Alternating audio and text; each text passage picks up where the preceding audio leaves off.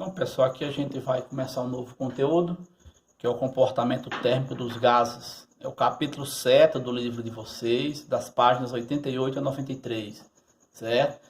Que é o que a gente chama de estudo dos gases, que a gente vai ver as transformações. A primeira transformação, como vocês podem ver aqui, é a transformação isotérmica.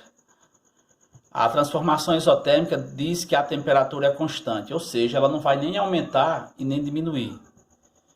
Então, nós temos a equação aqui da transformação isotérmica. Pressão 1 é igual a volume 1 vezes volume 1, que é igual a pressão 2 vezes o volume 2. Essa é chamada lei de Boyle-Mariotti, ok? Onde P1 é a pressão inicial e P2 é a pressão final. Lembrando que as pressões são em atmosférico ou milímetro de mercúrio, como vocês podem ver aqui. E o V1 é o volume inicial e o V2 é o volume final. Pode ser dado em litros, ou mililitros, ou centímetro cúbico. Já aqui no 2, que é a transformação isobárica, nós temos a pressão é constante.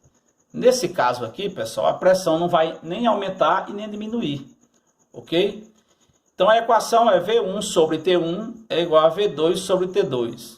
Essa é a lei de Charles / Gay-Lussac, certo? Veja bem que a pressão é constante. Essa é a equação. Repare bem que a equação não tem pressão. Por que não tem pressão? Porque a pressão é constante.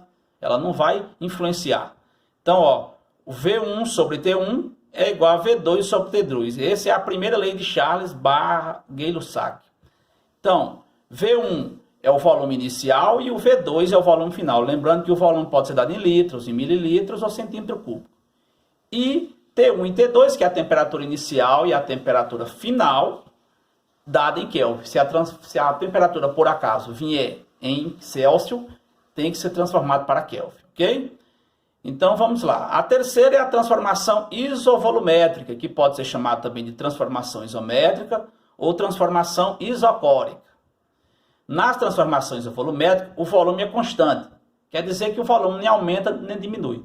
Por isto que aqui na equação, como vocês podem ver aqui na equação, P1 sobre T1 igual a P2 sobre T2, não existe volume. Por quê? Porque o volume é desprezível.